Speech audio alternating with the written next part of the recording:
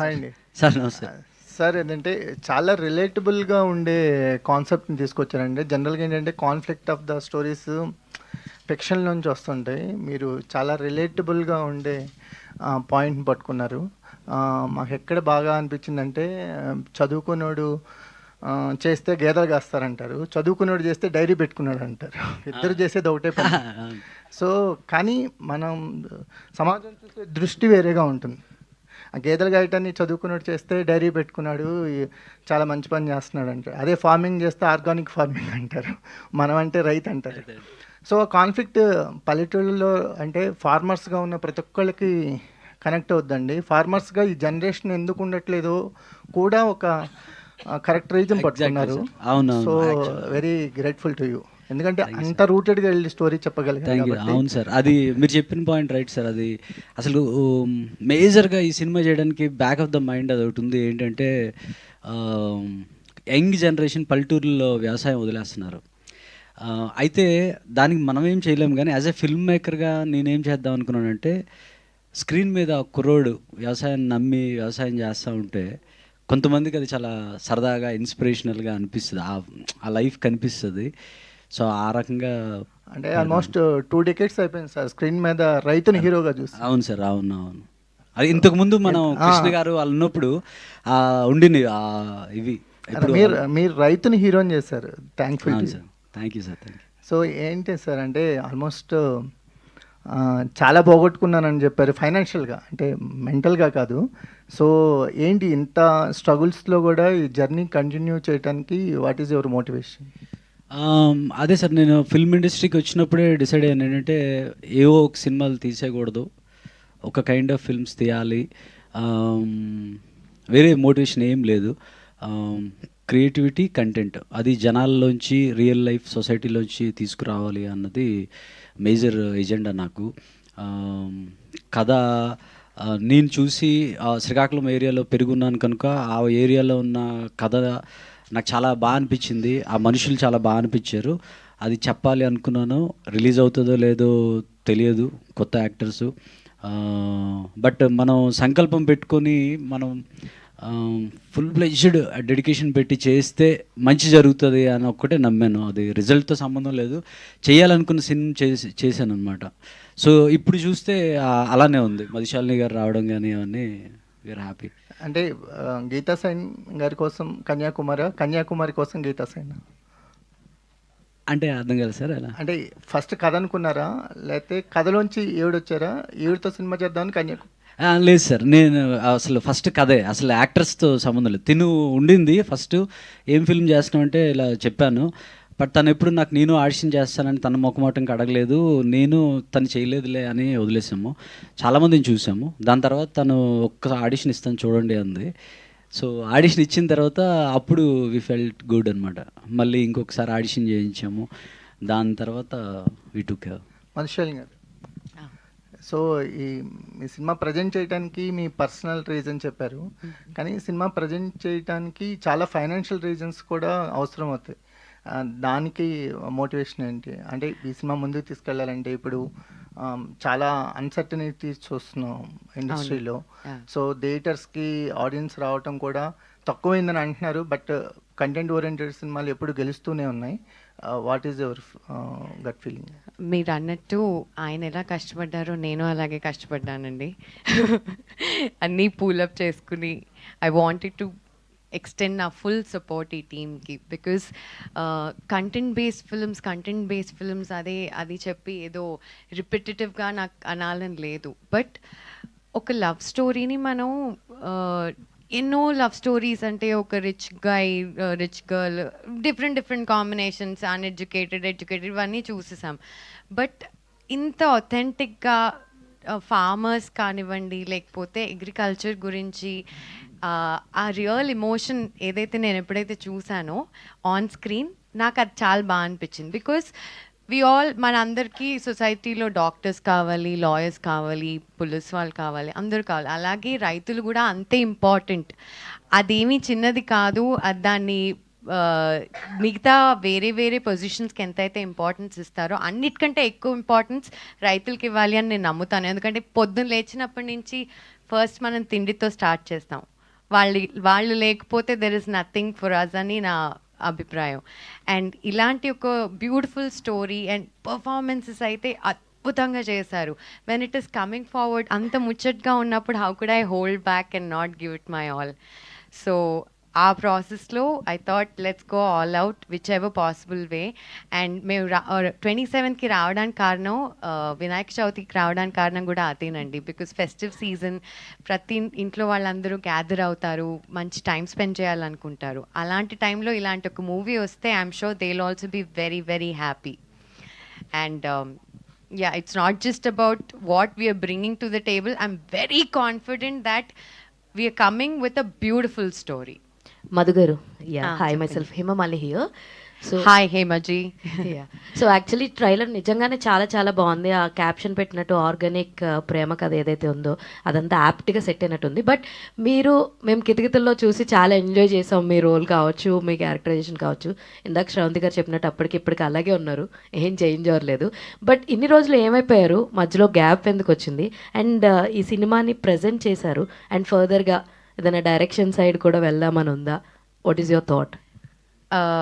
Actually అండి, నన్ను అందరూ అడుగుతారు గ్యాప్ వచ్చింది అని. థింగ్ ఇస్, నేను చాలా పిక్కి. అన్నీ అంటే చిన్నప్పుడు తెలియక ఏది పడితే అది చేసేసి చేతులు కాల్చుకుని అర్థమైంది ఏంటి అంటే, ఏది పడితే అది చేయకూడదు. నచ్చిన film that you connect with, that you think you can do justice, pick those scripts. దానివల్ల నేను చాలా పిక్కిగా చేయడం మొదలుపెట్టాను. అండ్ అఫ్ కోర్స్ తెలుగులో Goodachari was my last theatrical release. దాని తర్వాత నేను వెబ్ సిరీస్ చేశాను, క్రిష్ గారిది నైనాస్ చేశాను, ఎక్స్పైరీ డేట్ శరత్ మార్క్ గారు ప్రొడ్యూస్ చేశారు. అండ్ తమిళ్లో బాలా గారు ఒక ఫిల్మ్ ప్రొడ్యూస్ చేశారు, విచిత్రన్ అని, అది మలయాళం మూవీ రీమేక్. అండ్ ఇంకొక ఫిల్మ్ రేంజర్ అండ్ సిబిరాజ్తో తమిళ్లో చేశాను. So in the meanwhile నేను వేరే లాంగ్వేజెస్కి వెళ్ళి వేరే ఫిల్మ్స్ చేస్తున్నాను. బట్ యా, తెలుగులో this has been after Goodachari, this will be my presentation. And ఇది కాకుండా there's another film that I produced and directed andi, that is under post production. Soon I'll come forward with that as well. Okay, Yeah. All the very best. Thank you, thank you. Srujan garu, Madam. So thank you so much అండి for bringing such kind of content. నాకు mainly last dialogue బాగా నచ్చింది. బర్రెని నిన్ను ఒకేలా చూస్తాను అన్నది. గేదెని. దట్ వాజ్, యా, గేదెని. So that was like pure organic, అక్కడే కనిపించింది అనమాట. అయితే టైటిల్ చూసుకుంటే సీతాకోక చిలుకలో అది పెట్టడం వల్ల అంటే like you are showcasing heroine characterization, ఒక బటర్ఫ్లై ఆర్క్ ఉంటుందన్న చూపించడం వల్ల అలా డిజైన్ చేశారా, లేదంటే ఏంటి? Yeah, there is an idea behind it. అవునండి, బేసిక్గా పంట పొలాల్లో యాక్చువల్గా సీతాకోక చిలుకలు ఎక్కువ ఉంటాయి, చాలా ఎక్కువ ఉంటాయండి. మనం బేసిక్గా బయట తిరుగుతూ ఉంటాయి, కనిపిస్తూ ఉంటాయి, కానీ పంట పొలాల్లో చాలా ఎక్కువ ఉంటాయి అనమాట. కన్యాకుమారి, ఈ బేసిక్గా ఈ ఫిల్మ్ తిరుపతి అనే అబ్బాయి ప్రేమించిన కన్యాకుమారి అనే అమ్మాయి సినిమా. ఇట్ లవ్ స్టోరీ అని కాదు, ఇదేంటంటే ఒక తిరుపతి అనే రైతు ప్రేమించిన కన్యాకుమారి సినిమా. It's all about Kanyakumari. ఆ అమ్మాయి క్యారెక్టర్ మీద కనుక అలా పెట్టాను అనమాట. Okay, all the very best and Keerthi. Thank you madam. So మీ డైలాగ్ డిక్షన్ చాలా బాగుంది. అండ్ మెయిన్లీ ఆ సారీ సేల్ చేసే డైలాగ్ చాలా చాలా బాగుంది. ఎన్ని టేకులు తీసుకున్నారు, ఎన్ని రోజులు రిహార్స్ చేశారు దాన్ని? యాక్చువల్లీ అది ఒక 2 డేస్లో షూటింగ్ స్టార్ట్ అన్నప్పుడు యాక్చువల్లీ స్క్రిప్ట్లో అది లేదు. సో మేము షాపింగ్ మాల్కి వెళ్ళి నేను ప్రాక్టీస్ చేయడానికి వెళ్ళాను, శారీ ఫోల్డింగ్స్ అవన్నీ. సేల్స్ గర్ల్తో నేను ప్రాక్టీస్ చేస్తున్నప్పుడు అక్కడ సార్ అన్న ఒక సీన్ పెట్టారు నార్మల్, కానీ శారీస్ అలా చెప్పడం కాదు, it was a different scene. Sir అన్నారు వెళ్ళి అడగండి ఒకసారి, టైప్స్ ఆఫ్ శారీస్ ఒకసారి అడిగి నోట్ డౌన్ చేసుకొని నాకు చెప్పండి అన్నారు. సో నేను వెళ్ళి నోట్ డౌన్ చేసి సార్కి చూపిస్తే ఆయనకు ఐడియా వచ్చింది, ఇది కంటిన్యూస్గా చెప్తే బాగుంటుంది కదా అని. యాక్చువల్లీ ఆయనకి నేను చెప్పేటప్పుడు నేను చాలా ఫాస్ట్గా చెప్పేస్తున్నాను. తను బేసిక్గా చాలా ఫాస్ట్ మాట్లాడుతుందండి. నేను షూట్ చేస్తున్నాను, తనకి నువ్వు వెళ్ళి నోట్ చేసుకోరా జస్ట్ వాళ్ళ దగ్గర అంటే, నేను షూట్ చేస్తుంటే నాకు వినిపిస్తుంది సింథటిక్ గ్రేప్ సిల్క్ అనేది తను రాస్తుంది అనమాట. ఏదో ఒకసారి చెప్పు అంటే చెప్పింది. ఐ థింక్ ప్రాక్టీస్ అయ్యి వీళ్ళు షూట్ ఇట్ అన్నాము. ఒకటి ఫస్ట్ టేక్ చేసేసింది, యాక్చువల్గా ఫస్ట్ టేక్ చేసేసింది. నాకు ఎందుకైనా సేఫ్ సైడ్ అని చెప్పి మళ్ళీ బ్రీత్ ఉంటుంది కదా, ఎందుకైనా మళ్ళీ చేయించా. చాలా క్విక్, ఐ థింక్ ఆఫ్టర్నూన్ పెట్టాం, మార్నింగ్ అనుకున్నాం, ఆఫ్టర్నూన్. సో ఈ రోజు నుంచి షూట్ స్టార్ట్ అన్నప్పుడు దట్ 1 ఎర్లీ మార్నింగ్ నేను కూర్చొని నేర్చుకున్నాను. ఆ డైలాగ్స్ అన్నీ. అండ్ ఫస్ట్ టేక్లో వచ్చిందండి. కానీ ఈ డైలాగ్ ఏంటంటే ఆల్రెడీ చాలా ఎక్స్పీరియన్స్డ్ ఉన్న ఆవిడలాగా చెప్పాలి, నాకు అన్నీ తెలిసినలాగా. లోపల చాలా భయం ఉంది మర్చిపోతానని, కానీ బయట మాత్రం చాలా ఈజీతో చెప్పాలి. సో అది కొంచెం ఛాలెంజింగ్ అనిపించింది. So we took few takes, but I'm grateful ఇది వచ్చింది. థ్యాంక్ యూ అండి. గీతా గారు, Geeta Saini hi. Title character చేస్తున్నారు కదా, మీ రియల్ లైఫ్కి ఎంత రిలేటబిలిటీ ఉంటుంది, ప్లస్ an ఆర్గానిక్ ప్రేమ కదా అని క్యాప్షన్ పెట్టారు. What is your understanding about the caption? నాకు ఎంత రిలేటబుల్ అంటే I won't say complete opposite అని చెప్పాను. కొన్ని రిలేటబిలిటీ ఉన్నాయి. ఏంటంటే కన్యాకుమారి చాలా అంబిషియస్ అండి, నేను కూడా అంబిషియసే. తను చాలా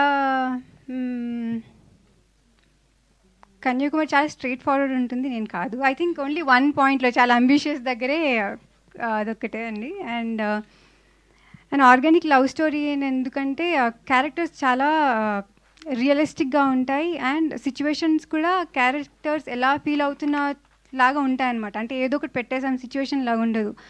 సో వాళ్ళ ఇమోషన్స్ త్రూ సిచ్యువేషన్స్ క్రియేట్ అవుతుంటాయి. ఆ సిచ్యువేషన్స్ నుంచి అలా స్టోరీ అవుతూ ఉంటుందండి. సో అది. And there are, I think, I'm sure, ఇంకా ఆర్గానిక్ కనుక ఆ క్యాప్షన్ పెట్టడానికి మేజర్ రీజన్ ఏంటంటే ఒక కథ అల్లాలి, కమర్షియల్గా ఈ ఎలిమెంట్ పెట్టాలి అలా పెట్టలేదు. లవ్ స్టోరీ నార్మల్గా మన బయట జరిగే లవ్ స్టోరీస్లో కూడా ఇది ఉంటుంది. సో ఆ న్యాచురల్గా పుట్టిన లవ్ స్టోరీ ఇది, అందుకని ఆర్గానిక్ అని పెట్టా. బేసిక్గా రైతు వాడు నుంచి వచ్చింది. ఈ క్యారెక్టర్స్ డిజైన్ చేసినప్పుడు రియల్ లైఫ్ క్యారెక్టర్స్ చూసి రాశారా, లేదు కంప్లీట్లీ ఫిక్షనలా? రియల్ లైఫ్ క్యారెక్టర్స్ చూసి రాసిందానండి. రియల్ లైఫ్ క్యారెక్టర్స్ చూసి చెప్పాను కదా, నేను అక్కడ ఉన్నప్పుడు ఒక అమ్మాయిని చూశాను. ఐ ఫెల్ట్ బ్యాగ్ వేసుకుని ఎర్లీ మార్నింగ్ ఒక రోడ్లో వెళ్ళిపోతూ ఉండేది. నేను యాక్చువల్గా ఈ అమ్మాయి టీజర్లో కూడా షార్ట్ ఉంటుంది, అదే రోడ్డు మీద అదే ప్లేస్లో ఈ అమ్మాయి అలాంటి కైండ్ ఆఫ్ బ్యాగ్తోనే తీశాను నేను. సో అదే ప్లేస్లో తీశాను నేను, ఎక్కడైతే ఇన్స్పైర్ అయ్యాను. గీత గారు మేడం, ఇక్కడ స్లాంగ్ కంప్లీట్గా డిఫరెంట్. అంటే మీరు ఉన్నది వేరు, కంప్లీట్ అక్కడ స్లాంగ్ డిఫరెంట్ ఉంది. సో డైరెక్టర్ గారు అక్కడి నుంచి వచ్చిన ఆ స్లాంగ్ పట్టుకుని మాట్లాడాలని చాలా డిఫరెంట్, యాక్సెప్ట్ చేయాలి పీపుల్. సో దానికోసం ఎంతవరకు యూ డిడ్ హోంవర్క్ చేశారు? ఎలాంటి డైలాగ్స్ గురించి which you felt difficult saying? Actually అంటే సార్ ఫ్రమ్ శ్రీకాకుళం కాబట్టి డైలాగ్స్ అన్నీ నేను రికార్డ్ చేసుకుని ప్రాక్టీస్ చేసుకున్నానండి. దాని తర్వాత యాక్చువల్లీ షూటింగ్ వెళ్ళిన తర్వాత అక్కడ షూట్ చూడడానికి అందరూ విలేజర్స్ వచ్చేవాళ్ళు. సో షూట్ గ్యాప్లో నేను వెళ్ళి వాళ్ళతో కూర్చొని మాట్లాడేదాన్ని. సో అలా నేను వాళ్ళని అబ్జర్వ్ చేసి వాళ్ళు ఎలా మాట్లాడుతున్నారని actually more observation vent into it అండి. అయితే సో అదే తనకి షూట్ ముందే వచ్చేసేదండి. షూట్ ముందే కొద్ది రోజులు వాళ్ళతో ఉంటాను అని అలా వచ్చేది. మా ఊరు అలా తిరిగి వాళ్ళ ఇంట్లో కూర్చొని అవన్నీ పట్టుకుండేది అనమాట. షీ కెప్ట్ లైక్, అంటే వేరే వాళ్ళు అలా ఉంటారు. మనం బేసిక్గా ముందు రోజు వచ్చి నా హోటల్ ఎక్కడ ఏంటి అని ఎలా ఉంటుంది. బట్ తను ముందు ఒక 10 days ముందు వచ్చేది. తర్వాత ఎంత ఇన్వాల్వ్ అయిపోయింది అంటే, షూట్ అయిపోయింది, ఫిల్మ్ షూట్ అయిపోయింది, ఇంకా మరి షూట్ చేయమేమో అయిపోయింది అంటే ఏడ్చేది. ఈ క్యారెక్టర్లోంచి నేను బయటకు వచ్చేయాలా అని ఏడ్చేది. మళ్ళీ ఒక 6 నెలల తర్వాత షూట్కి వెళ్ళాం, దీంతో అయిపోయిందంటే మళ్ళీ ఏడ్చింది. రీషూట్ అంటే I was the very happiest. Reshoot అంటే షీ ఈజ్ హ్యాపీ. ఆ క్యారెక్టర్ని వదలాలని తనకి లేదు ఇప్పుడు కూడా. సృజన్ సార్, సో ఈ టీజర్ ఆల్మోస్ట్ ఒక 1 year బ్యాక్ రిలీజ్ చేశారు. అప్పటి నుంచి ఇప్పటిదాకా ఈ ప్రాజెక్ట్ని హోల్డ్ చేయడంలో కానీ, లేదు అంటే ఆ ప్రాజెక్ట్తో స్టిక్ ఆన్ అయి ఉండడం కానీ ఎంత టఫ్ అది? చాలా టఫ్ సార్ అది. కాకపోతే మనకి ఇష్టం కనుక చేస్తాము. నాకు ఎలా ఉండిందంటే, ఫిల్మ్ చేసేటప్పుడు నా పర్సనల్ ఎక్స్పీరియన్స్తో చేసిన అన్నట్టు నేనేంటంటే, నాకైతే సినిమా నచ్చాలి, ఫుల్ సాటిస్ఫాక్షన్ రావాలి, ఇంకొక సినిమా ఉంది అని అనుకొని చేయకూడదు. This is the final thing. నేను ఫైనల్ ఫిల్మ్ అనుకుంటే ఎలా చేయాలో అలా చేయాలనుకున్నా. అందుకని నేను కాంప్రమైజ్ అవ్వలేదు. చాలా టఫ్, గీత అని చెప్పినట్టు చాలా రోజులు బాధపడిన ఉన్నాయి, హోప్ కోసం వెతికిన రోజులు ఉన్నాయి. ఇది ఎలా చేసామంటే, ఎవరైనా ఒక 30,000 ఇస్తే ఆ 30,000తో ఏం వర్క్ చేయొచ్చు అని ఆ వర్క్ చేసాం. మీరు చూస్తే ఈ ఫిల్మ్లో సాంగ్స్ అన్నీ నేనే రాశాను. అంటే వచ్చి కాదు, డబ్బులు సేవ్ చేయొచ్చు అని. బట్ ఎక్కడ నేను టెక్నీషియన్స్ వైజ్ చూస్తే ఎవ్వరు కాంప్రమైజ్. ఇప్పుడు మన రవి నెడుమర్తి అని ఎక్స్ట్రాడినరీ మ్యూజిక్ ఇచ్చాడు తను. అంటే ఐ గాట్ ఆ మనసు పెట్టిన వాళ్ళే దొరికారు. నా ఎడిటర్ నరేష్, తను అప్పటి నుంచి ఇప్పటి వరకు నాతో ఉన్నాడు, హోల్ క్రియేటివ్ ప్రాసెస్లో ఉన్నాడు అనమాట. అలా దొరికారు కనుక చేయగలిగిన. ఎవరు లేకపోతే మాత్రం చాలా కష్టం అవుతుంది. శాలిని, యా, ఈ ప్రాజెక్ట్కి ఏ టైంలో మీరు ఎంటర్ అయ్యారు? ఆల్మోస్ట్ అంటే వాళ్ళు ఒక టీజర్ రిలీజ్ చేసి కానీ లేదంటే ప్రొడక్షన్ స్టేజ్లో you might not be part of the film కదా అప్పటికి. సో ఏ స్టేజ్లో ఉన్నప్పుడు ఈ ప్రాజెక్ట్లో మీరు ఎంటర్ అయ్యారు? At the same time what is the value edition you added to the film? ఏ స్టేజ్లో enter I think they were almost done అండి. Just one last leg of work was left. చిన్న వాళ్ళవి patch work something like that. ఆ టైంలో నేను enter అయ్యాను. And see more than me adding any value, my objective is to give them the right platform they deserve. Because ఎంతోమంది ఎన్నో సినిమాలు చేస్తారు, కరెక్ట్ ప్లాట్ఫామ్, కరెక్ట్ ప్రమోషన్స్ లేక రీచ్ కావు. So my attempt here is to మీ అందరి ద్వారా to make sure that the word spreads and everybody watches this movie and enjoys it. Though నేను చివరికి almost towards the end enter అయినా కూడా నాకు ఈ కనెక్షన్ ఈ టీంతో ఎప్పటి నుంచో ఉన్నట్టు అని అనిపించింది. In fact especially Geet, when we see good performers on screen, especially నాకు చాలా ఆనందంగా ఉంటుందండి. ఇంత చక్కగా తెలుగు మాట్లాడుతుంది, హైదరాబాద్ పిల్ల, అండ్ ఇంత కష్టపడింది, ఇన్ని మంత్స్ అక్కడ ఉంది, వాళ్ళ దగ్గరికి వెళ్ళి సారీ ఎలా ఫోల్డ్ చేయాలి, ఇంత డ్రిల్ అంతా చేసింది, మెథడ్ యాక్టింగ్ అంతా చేసేసింది అంటే it's a commendable job. So my only attempt is to bring them in my capacity, నా వల్ల ఎంత అవుతుందో అది. And I request you all to promote this film and give it its due recognition that it needs. అంటే last stage enter అయినప్పటికి కూడా funds mobilisation కంటే ఈ సినిమాని ఇందాక కుమార్ గారు అడిగినట్టు ఆ రిలీజ్ అనేది పెద్ద బిగ్గెస్ట్ ఆస్పెక్ట్ అది. So what kind of support you get from the industry for the release కానీ థియేటర్స్ విషయంలో కానీ? రిలీజ్ అంటే మేము యాక్చువల్లీ చాలా డిబేట్ చేసామండి ఎప్పుడు రావాలి, ఎందుకంటే ఎప్పటి నుంచో ఈ వీకా నెక్స్ట్ వీకా, ఇన్ఫ్యాక్ట్ ఈ వీక్ కూడా మేము అనుకున్నాం. అండ్ దెన్ వీ రియలైజ్డ్ చాలా పెద్ద మూవీస్ కూలీ అండ్ వార్ వస్తున్నాయి, వార్ 2, అండ్ నెక్స్ట్ వీక్ ఇంకా వస్తున్నాయి. సో మేము కూడా 27th వచ్చేటప్పుడు it's not like we're the only film అండి. we're coming up with Raviteja గారు's film and నారా రోహిత్ గారు's film. సో మాది ఒక చిన్న అటెంప్ట్. వీ హోప్ ఆ పెద్ద సినిమాల మధ్యలో we get people's attention and do it. So ఆ రోజు రిలీజ్ చేయడానికి కారణం మా గట్ ఫీలింగ్ అండి, మా ధైర్యమే. Because we believe in the content. Srujan గారు, వాసు గారు, లాస్ట్ సార్ క్వశ్చన్ అంటే క్వశ్చన్ ఏం లేదు. సో అంతా బాగుంది, ప్రమోషన్స్ బాగున్నాయి, అండ్ సినిమా రిలీజ్ తర్వాత మీరు అమ్మేసిన రింగ్స్, చైన్స్ అన్ని మీకు రావాలని కోరుకుంటున్నాను. Thank you so much. Thank you so much. Thank you. For more videos like this, subscribe Big TV channel.